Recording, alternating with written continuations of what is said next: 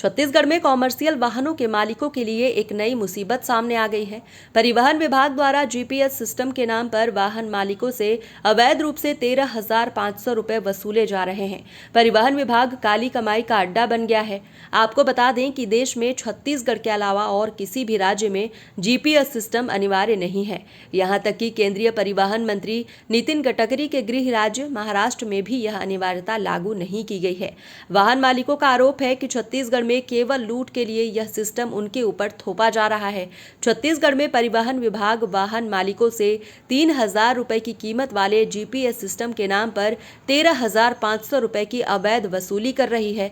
बिना GPS system के वाहनों को फिटनेस प्रमाण पत्र जारी नहीं किया जा रहा है, जिससे वाहन मालिकों को जबरन महंगा जीपीएस सिस्टम लगवाने के लिए मजबूर किया जा रहा है। वाहन निर्माता कंपनियों द्वारा पहले से लगे जीपीएस सिस्टम को परिवहन विभाग अमान्य करार दे रहा है। इस स्थिति में वाहन मालिकों को परिवहन विभाग द्वारा अनुबंधित एजेंसियों से नया जीपीएस सिस्टम खरीदने के लिए बाध्य किया जा रहा है। इतना ही नहीं, कई शिकायतें आई हैं कि 13,500 रुपए वसूलने के बावजूद एजेंसियां वाहन में जीपीएस सिस्टम सही तरीके से नहीं लगाती और न ही उनका पासवर्ड देती हैं। वे केवल जीपीएस लगा होने का प्रमाण पत्र जारी करती हैं, जिसे देखकर परिवहन विभाग फिटनेस प्रमाण पत्र जारी कर रहा है। 2018 में जो नेशनल हाईवे अथॉरिटी और केंद्र सरकार की तरफ से एक नोटिफिकेशन है हमारे पास में, जिसमें 10-12 साल पहले जो दिल्ली में रेप कांड हुआ था, उसके चलते में कमर्शियल व्हीकल को छोड़कर जो पैसेंजर व्हीकल थे, उनमें सेंट्रल सरकार ने एक पैनिक बटन और जीपीएस डिवाइस लगाने के लिए, जिसकी इन्फॉर्मेशन हर व्हीकल की, पैसेंजर व्हीकल की, सरकार के पास रहेगी। अगर किसी को कोई दिक्कत है तो पैनिक बटन दबाएगा तो सीधा प्रशासन के पास उसकी इन्फॉर्मेशन जाएगी।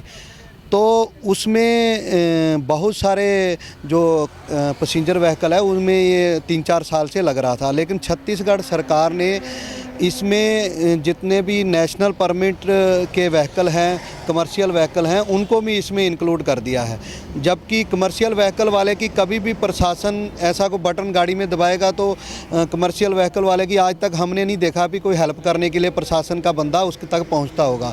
अगर पहुंचता भी है तो 112 नंबर पर हम कॉल करते हैं, तो अगर हमें प्रशासन की सुविधा लेनी होती है तो उसके माध्यम से मिलती है। ये छत्तीसगढ़ में ऐसा है कि इसमें ये जो डिवाइस है, इसका मार्केट में जो मूल्य है वो 3-4 या 5,000 तक है। तो इसको छत्तीसगढ़ में कुछ 4-5 एजेंटों को अथॉरिटी दे रखी है कि वही लगाएंगे, दूसरा बंदा इसको या दूसरी कंपनी इसको नहीं लगा सकती। कमाई का जरिया है, जिसमें उनको 20 लाख 50 लाख रुपया जो है सिक्योरिटी डिपॉजिट करनी पड़ती है। फिर उनको अपना जो लाइसेंस या सर्टिफिकेट जो इशू होता है, उसमें सरकार को बड़ी घूस देकर 20 लाख 50 लाख की घूस देकर फिर वो सर्टिफिकेट हासिल करते हैं।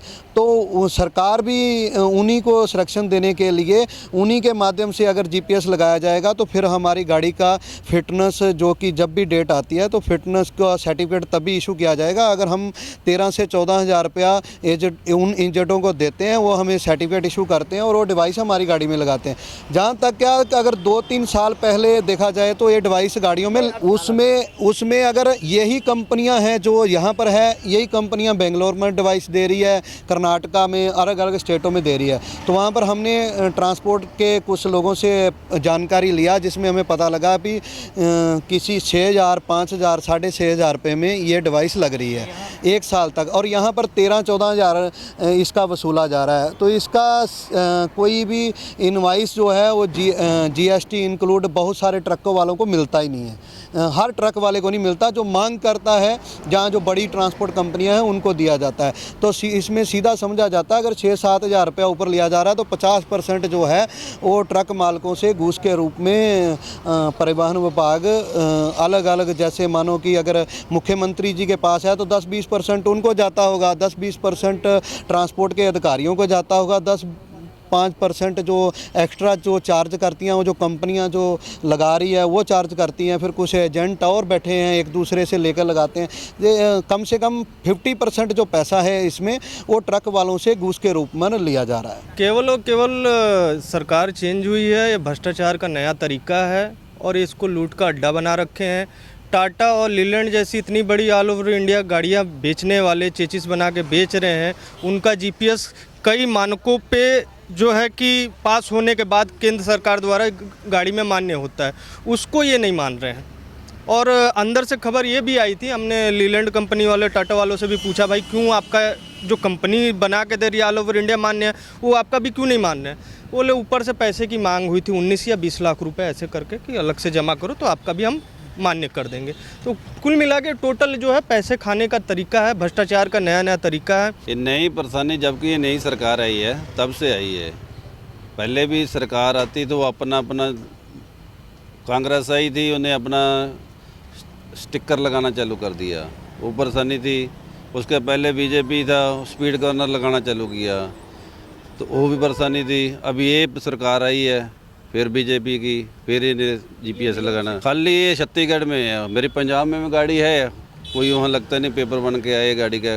नागालैंड में भी है, महाराष्ट्र में भी है, कोई नहीं है, खाली सिर्फ छत्तीसगढ़ में है। ये जब जब सरकार आती है सबसे पैसा कमाने का धंधा है, जरिया एक मोटर मालिक से लेने का धंधा खुला है। हम शिकायत क्या करें, जो शिकायत वाले खुद करते हैं तो क्या करेंगे।